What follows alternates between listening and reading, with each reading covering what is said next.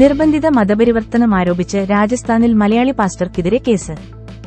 ഇടുക്കി കട്ടപ്പന സ്വദേശി തോമസ് ജോർജിനെതിരെ മതസ്പർദ്ധ വളർത്തൽ, മതവിശ്വാസത്തെ അപമാനിക്കൽ, വിദ്വേഷ പ്രചാരണം എന്നീ ജാമ്യമില്ലാ വകുപ്പുകൾ ചുമത്തിയാണ് രാജസ്ഥാൻ പോലീസ് കേസെടുത്തത്.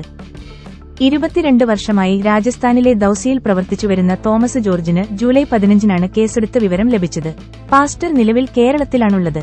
പാസ്റ്റർക്കെതിരായ കേസ് പരിഗണിക്കുന്നത് ആഗസ്റ്റ് 4-ലേക്ക് മാറ്റിയിട്ടുണ്ട്. ബജ്രംഗ് ദൾ, ഹനുമാൻ സേന അടക്കമുള്ള ഹിന്ദുത്വ സംഘടനകളുടെ പരാതിയിലാണ് തനിക്കെതിരെ കേസ് കൊടുത്തതെന്ന് തോമസ് ജോർജ് പറയുന്നു.